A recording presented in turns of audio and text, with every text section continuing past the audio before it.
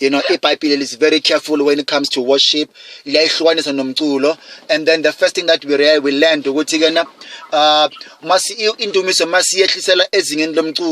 number one, we are stripping it of its power. You know, and then last week, number two, we are robbing it of its participants. You know, and last week endabeni ekutheni uthola manje amakholwa awasakhona ukuzikhonzela uNkulunkulu ngokwawo because balinda abantu abathize abakwazi ukuhlabelela, you know. So yes, but today I want to deal with the third aspect of reducing worship to a song, which is when you reduce worship to a song, you are confining worship to certain places. Okay. You know, you are confining worship to certain places because abantu abahlabelelayo, you know, they function at certain venues, at certain places. You know, meaning when you are in other places, for example, you are at home, it's a place. You are at work, it's a place. You are at the mall, it's a place. But because in those three places I have just mentioned, out of the many, because in those places you don't take along with you the singers that you are used to in the other place of worship. Yeah. You know, into me, so ilahlekala identity in the other places outside of the four walls as a Sunday in Konzweni.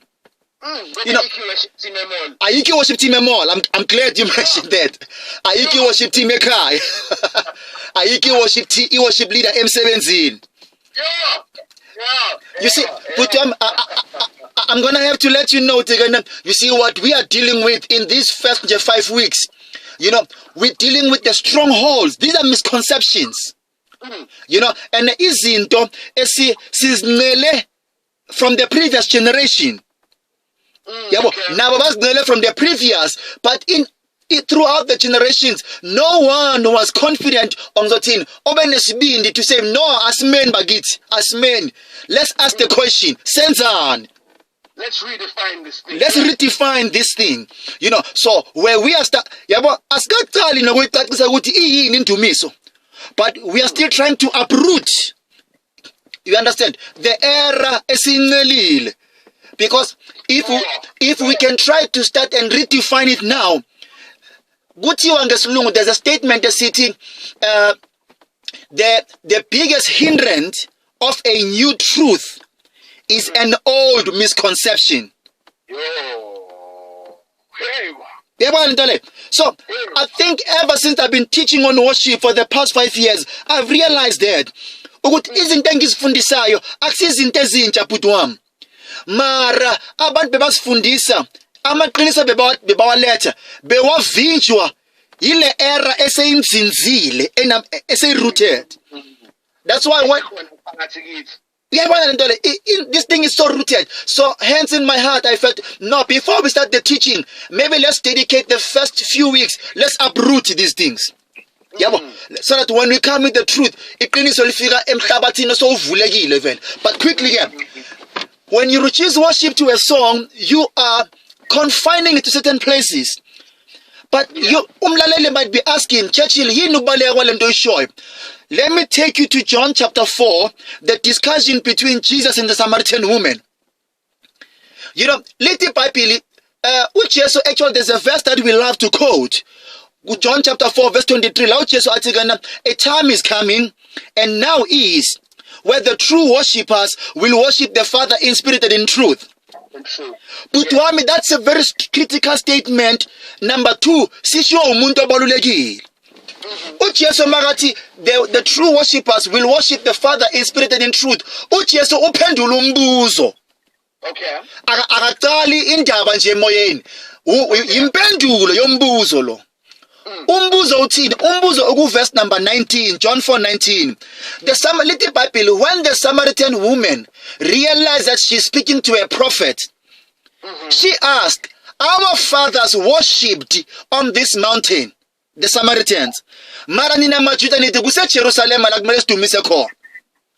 So umbuzo ngamagama uthi eyiphi indawo right, which is the right place? La kumele kube khona nendumiso khona. Yeah, because kunempikiswano phakathi kwamaJuda namaSamaritan. Thina sithi kusentabeni, nina nithi kusetempeleni eJerusalem. Yabo, uJesu, let me skip what Jesus is teaching about the first part because ngizoyithinta next week. Mara uJesu makaphendula uthi no mama buka, a time is coming and now is one when you will no longer worship the Father on this mountain or in Jerusalem. Okay. So uJesu ngamagama uthi mama ungibuza ukuthi eyiphi indawo eright phakathi kweJerusalem nentaba yaseSamaria. Mina ngithi kuzisikhathi la le ndawo zoyi2 zoba irrelevant kuNkulunkulu. Yabona? Ebese maqeda athi kana but a time is coming when the true worshippers will worship the Father, mamela indawo, in spirit indawo. Oh.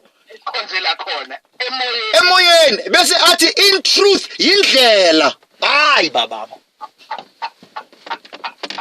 Yeah. Uyayibona? So indawo akusiyile bhilidi yasenkonzweni. Akusiyintaba yaseSamaria.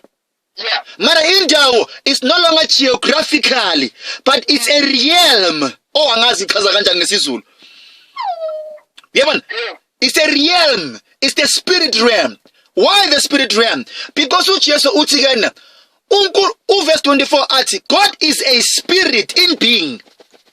Uqobo lwakhe uNkulunkulu ungumoya. Yeah. So abamuworshipayo kumele bamuworshipe ngomoya, meaning it's only through your spirit that you can touch God. So ukuthi ngishipe sontweni kahle kahle akusekho relevant ngale ndlela. Akusekho relevant bhuti wami. Kona kumele siyaya ngoba yindlu kaNkulunkulu, ila sondlwa khona, ila sihlanganyela khona. But watch it mlaleli. We don't go to church to worship. But we go to church as worship. Uyabona? So siya ngoba siyadumisa. That's why then awukwazi ukuya enkonzweni uthi indumiso uyithola khona cha. Uza nayo from ekhaya. So awukwazi ukuthi hey inkonzo beyibanda namhlanje. No, bekungabandi inkonzo ngoba thina besisha enkonzweni. Banda wena khona. Why? Sithi inkonzo yabanda ngoba umculo bengekho mnandi. Uyayibona? So inkinga kahle kahle akusiyinkonzo. Uwe umkhonzo obanda akusiyinkonzo. Hallelujah. Hey, Churchill. Asibeke lapho namhlanje futhi. Thank you very much for being a part of our show. Bonga mina for the tuba bhuti wami and to just to be a blessing to the listeners of your show.